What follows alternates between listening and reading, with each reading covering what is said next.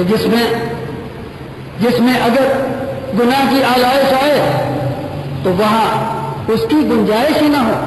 دل میں ایسی بے قراری پیدا ہو جائے، دل میں ایسی بے قراری پیدا ہو جائے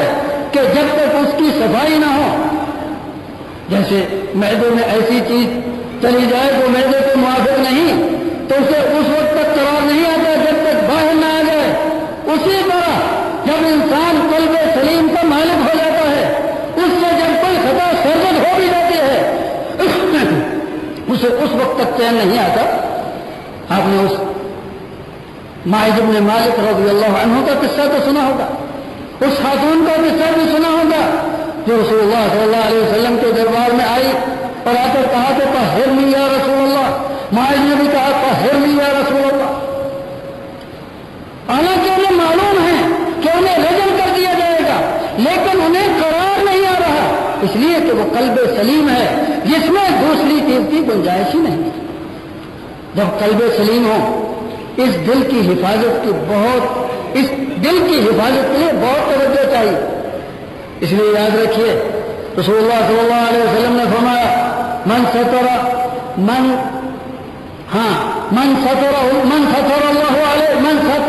علیہ فی الدنیا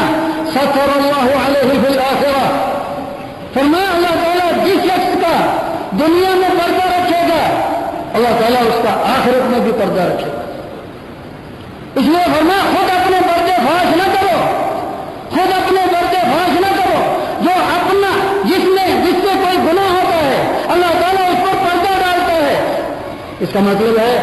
جب اس نے چھپ چھپا کر کچھ کیا اس کے دل میں ایک خلش تو ہے،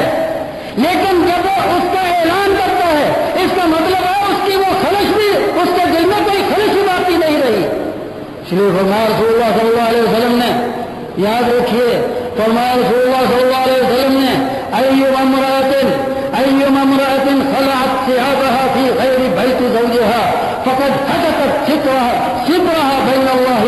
بينها وبين الله تعالى۔ فرمایا جو عورت اپنے شوہر کے سوا کہیں اور اپنے کپڑے اتارتے ہیں، یہ کلب میں، یہ اجتماعی غسل خانوں میں، سوئمنگ پول میں جب ہماری تعلیم کا حصہ بننے جا رہے ہیں، فرمایا وہ اپنے اور اپنے اللہ کے درمیان اپنا پردہ پھاڑ کے رکھ دیتی ہے۔ یہی وہ حجاب ہے، یہی وہ پردہ ہے، یہی وہ آخری رمق ہے جو انسان کے دل میں اگر جاتی ہو من تاب تاب اللہ علیہ۔ اس لیے فرمایا انما التوبۃ علی اللہ للذین یعملون السوء بجہالہ ثم یتوبون من قریب فاولئک یتوب اللہ علیہم وکان اللہ غفورا رحیما۔ کہ توبہ ان کی قبول ہوتی ہے الذین یعملون السوء بجہالہ، جن سے نادانی میں گناہ ہوتا ہے۔ اور یہی اللہ تعالیٰ نے ہم کو سکھا دیا کہ اللہ کے حضور ہو تو کہہ دو اے اللہ ربنا لا تؤاخذنا ان نسینا واخطأنا، اے اللہ ہم سے بھول ہو گئی، ہم سے چوک ہو گئی، اگر ہم بھول جائیں، ہم سے چوک ہو جائے تو ہمارا معافی نہ فرما۔ اور یہ الفاظ اس قدر شاندار ہیں، عظیم الشان ہیں، جب اللہ تعالیٰ ہمیں خود ان کی تلقین فرماتا ہے تو گویا ان کی ضمانت پہلے سے حاصل ہے کہ یہ تو جب اللہ تعالیٰ خود ہمیں سکھا رہا ہے، خود ہمیں بتا رہا ہے تو اسی لیے ہے کہ وہ اس دعا کو قبول فرمائے گا۔ اس لیے جو فرمانا من ذا الذی یشفع عندہ الا بإذنہ یعلم ما بین ایدیہم وما خلفہم، کون ہے جو اس کے حضور سفارش کرے اس کی اجازت کے بغیر، اس کی اجازت کے بغیر کوئی وہاں شفاعت نہیں کر سکتا، لیکن جسے اجازت ملے گی، جسے اجازت ملے گی تو یہ ضمانت تو پہلے ہی ہے کہ جسے اجازت ملے گی اس کی شفاعت تو قبول ہوگی۔ اسی لیے فرمایا رسول اللہ صلی اللہ علیہ وسلم نے انا اول شافع واول مشفع، میں سب سے پہلا انسان ہوں جو اللہ کے حضور شفاعت کرے گا، میں پہلا انسان ہوں جس کی شفاعت قبول ہوگی۔ شفاعت کی اجازت ہی ضمانت ہے شفاعت قبول ہونے کی۔ تو کیا دعا کی تلقین جو اللہ تعالیٰ ہمیں خود سکھا رہے ہیں کہ میرے بندو یہ کہہ دو ربنا لا تؤاخذنا ان نسینا واخطأنا، یوں کہہ دو، کیا یہ ضمانت نہیں ہے کہ جب ہم یہ کہتے ہیں تو اللہ تعالیٰ قبول فرما لے گا؟ اللہ اکبر۔ رسول اللہ صلی اللہ علیہ وسلم نے فرمایا، یہ صحیح بخاری میں ہے کہ بندہ کہتا ہے رب اغفر لی رب اذنبت ذنبا فاغفر لی، اے اللہ مجھ سے گناہ ہو گیا معاف کر دے، انہ لا یغفر الذنوب الا انت، تیرے سوا کوئی گناہ معاف کرنے والا نہیں۔ اللہ تعالیٰ فرماتے ہیں علم عبدی، میرے بندے کو پتا ہے ان لہ ربا یاخذ بالذنب ویعفو عنہ، میرے بندے کو پتا ہے کہ اس کا ایک رب ہے جو گناہ پر معافی بھی کر سکتا ہے اور معاف بھی کر سکتا ہے، میں نے اپنے بندے کو معاف کیا۔ پھر گناہ ہوتا ہے، پھر کہتا ہے اے اللہ گناہ ہو گیا معاف کر دے، تیرے سوا تو کوئی گناہ معاف کرنے والا نہیں۔ اللہ تعالیٰ فرماتے ہیں میرے بندے کو یہ تو پتا ہے کہ اس کا رب ہے جو گناہ پر معافی بھی کر سکتا ہے اور معاف بھی کر سکتا ہے، میں اپنے بندے کو معاف کرتا ہوں۔ تو انسان کے دل میں یہ کھٹک، یہ خلش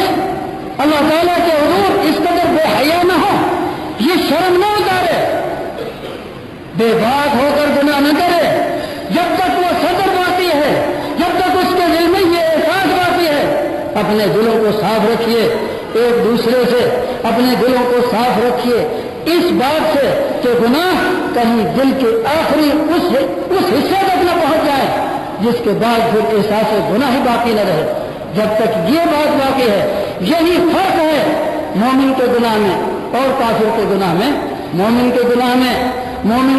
میں احساس ہوتا ہے، احسان ندامت ہوتا ہے۔ حضرت انس رضی اللہ عنہ کہا کرتے تھے کہ تم ایسے گناہ کرتے ہو،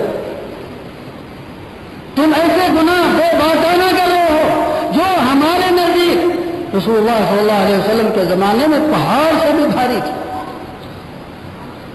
اس لیے تو فرمایا رسول اللہ صلی اللہ علیہ وسلم نے کہ مومن اور منافق میں فرق یہ ہے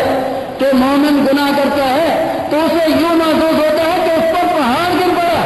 اور منافق گناہ کرتا ہے تو یوں سمجھتا ہے ناک پر مکھی بیٹھی تھی جسے اڑا دیا۔ وہ خلش انسان کو اللہ تعالیٰ کے حیا، اس کے حضور احساس و ندامت اور یہ اعتراف ربنا لا تؤاخذنا ان نسينا واخطأنا ربنا ولا تحمل علينا إصرا كما حملته على الذين من قبلنا ربنا ولا تحملنا ما لا طاقة لنا به واعف عنا واغفر لنا وارحمنا أنت مولانا فانصرنا على القوم الكافرين وآخر دعوانا الحمد لله رب العالمين۔